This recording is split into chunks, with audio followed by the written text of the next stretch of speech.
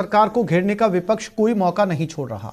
9 फरवरी से विधानसभा का सत्र शुरू हो रहा है। उससे पहले रीट लीक्स ने सरकार को नए सिरे से विधानसभा में रणनीति बनाने पर मजबूर कर दिया। आखिर सरकार के पास क्या है? रीट को विवादों के साए से बाहर निकालने के विकल्प, विधानसभा में प्रतिपक्ष से निपटने की उनकी क्या रणनीति होगी, देखते हैं इस खास रिपोर्ट में।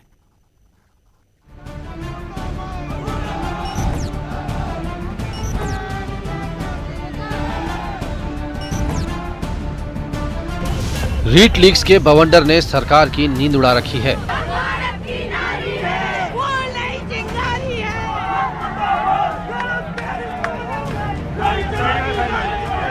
जब से एसओजी ने पेपर लीक केस में बड़े खुलासे किए हैं, बीजेपी फुल फॉर्म में आ गई है। वो भी इसके दोषी हैं, उनको भी बराबर की सजा मिलनी चाहिए। विपक्ष की मानो बिना मांगे मुराद पूरी हो गई। शांत बैठा प्रतिपक्ष अचानक हमलावर हो गया। प्रदेश के कोने कोने में रीट पेपर लीक के विरोध में आंदोलन शुरू हो गए।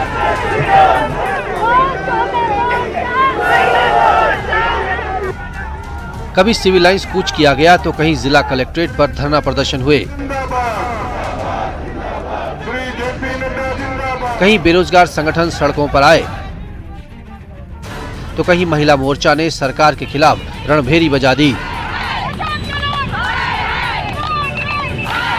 इस बीच विधानसभा का सत्र 9 फरवरी से शुरू होगा। ये तय है कि विधानसभा में रीट का मामला जोर शोर से गूंजेगा। सरकार भी प्रतिपक्ष के हर हमले का जवाब देने की तैयारी में जुटी है। शिक्षा मंत्री बीडी कल्ला नियमों का हवाला देते हुए बताते हैं कि जब मामला अदालत में चला जाए तो उस पर विधानसभा में चर्चा नहीं हो सकती। फिर भी अगर प्रतिपक्ष रीट पर चर्चा की मांग करेगा और स्पीकर परमिशन देंगे तो सरकार पूरी तैयारी के साथ अपना पक्ष रखेगी।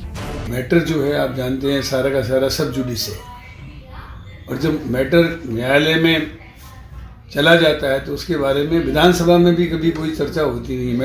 मैटर इज सब जुडिस, तो उस समय विधानसभा में भी ऐसा प्रावधान रहा है और प्रक्रिया रही है कि जो मैटर न्यायालय के पास चला गया है उसके बारे में कोई प्रतिक्रिया वगैरह वहाँ पे भी व्यक्त नहीं की जाती है। तो इसमें बहुत संभल के बोलने की आवश्यकता है। फिर भी यदि वो चर्चा की मांग करते हैं, स्पीकर साहब यदि अलाउ करते हैं तो हमारी पूरी तैयारी, हम जवाब देंगे। आखिर सरकार के पास क्या है विकल्प? सबसे बड़ा विकल्प सरकार के पास यही है कि वो रीट का जिलेवार डेटा सार्वजनिक करे। इस पेपर के अंकों का 20% वेटेज देकर शिक्षक भर्ती के लिए एक और परीक्षा आयोजित करे। पिछली रीट के अंकों के आधार पर धांधली पकड़ी जा सकती है। इसके लिए रीट का जिलेवार डेटा सार्वजनिक करना होगा। उससे पता चलेगा कि हर जिले में कितने अभ्यर्थियों ने परीक्षा दी, इनमें से 145 से ज्यादा अंक कितने अभ्यर्थियों के आए। साथ ही हर जिले में 140 से 145 तक, 135 से 140 तक, 130 से 135 तक और 125 से 130 तक अंक लाने वाले अभ्यर्थियों के नाम सार्वजनिक किए जाएं। पिछले रीट में अधिकतम अंक कितने थे? कितने अभ्यर्थियों ने पिछली रीट में 125 से ज्यादा अंक हासिल किए? अगर पिछली रीट में अधिक अंक प्राप्त करने वालों में अंतर ज्यादा हो तो निष्पक्ष जांच की जाए। इसमें कुछ हद तक पता चलेगा कि रीट में कितनी धांधली हुई। रीट को अब सिर्फ पात्रता परीक्षा की तरह माना जाए।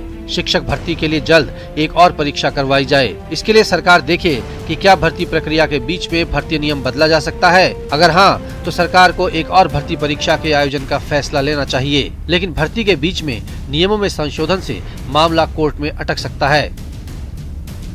दूसरी परीक्षा का 90% वेटेज जोड़कर मेरिट बनाई जाए। रीट के बाद होने वाली परीक्षा के अंकों से ही मेरिट बने। ये संभव ना हो तो रीट के अंकों का 10 से 20% वेटेज और दूसरी परीक्षा का 80 से 90% वेटेज जोड़ते हुए मेरिट बने।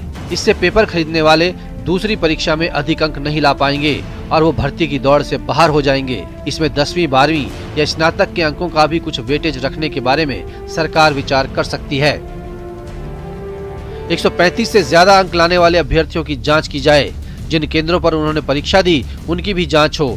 अगर नकल या पेपर खरीदने का मामला सामने आता है तो ऐसे अभ्यर्थियों की पहचान कर उन्हें आजीवन अयोग्य घोषित कर दिया जाए।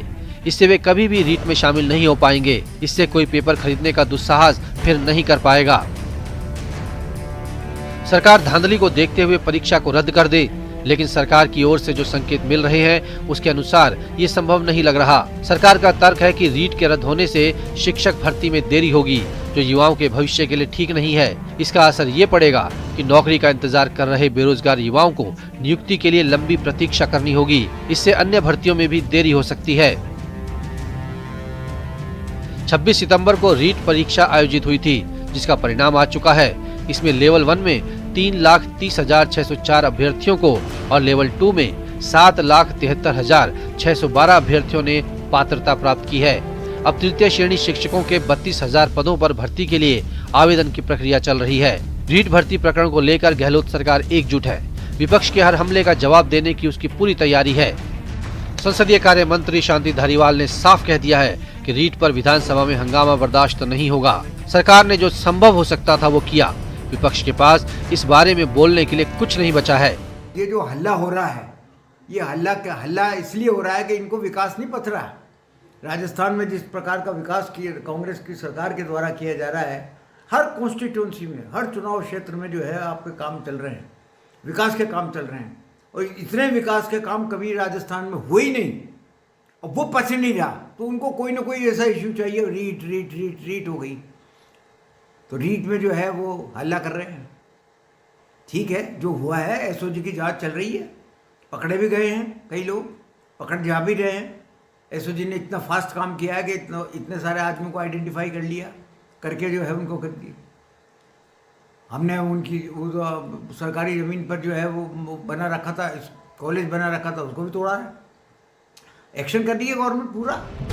बहरहाल सरकार लाख दावे करे, लेकिन रीट उसके गले की फांस बनी हुई है। विपक्ष के लिए इस समय बड़ा मुद्दा हाथ लग गया है, जिसके जरिए वो प्रदेश के युवाओं का समर्थन हासिल कर सत्ता की कुर्सी तक पहुंचने का सपना देख रही है। न्यूज़ 18 जयपुर से बाबूलाल धायल की रिपोर्ट। एक छोटे से ब्रेक के लिए रुक रहे हैं, जल्द लौटेंगे।